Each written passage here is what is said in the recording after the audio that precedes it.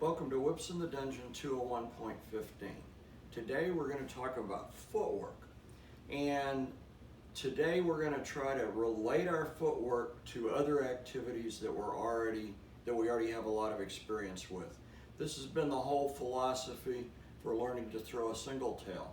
The 4 techniques that we taught were techniques that you also use with a flogger, a cat, a quirt, other whips in the dungeon, so you have a lot of mileage with them. So think back to activities that you like to do maybe as a hobby or you did a lot of as you were growing up as a kid. It might have been throwing darts. Okay, that throwing darts is very much like over the shoulder, which is a technique we've taught. So now we're thinking of it as throwing darts. Well, there's a certain footwork that's involved in throwing a dart. Typically the dominant foot leads and you're throwing with the dominant hand. That actually reduces parallax, which is a big word. You can look that one up. You won't see me throw with the dominant foot forward very often because I have arthritis on my neck and I have a hard time turning my head this way. But if you don't have arthritis, then that's going to reduce the parallax in your throw and increase your accuracy. This particular style of throwing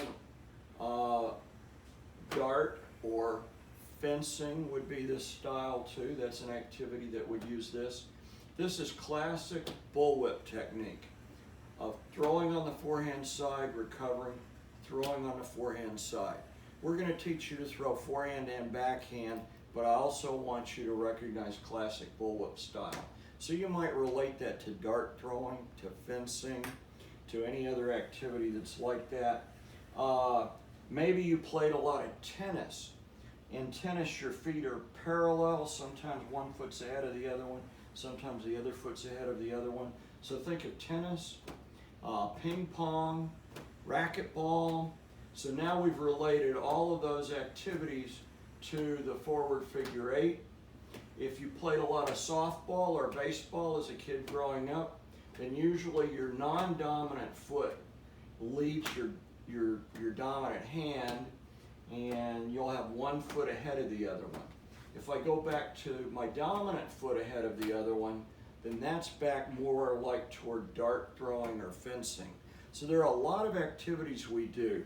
If you roller skated as a kid, then maybe you know what a T-stop is. You'd slide and turn your opposite foot in a T to stop yourself.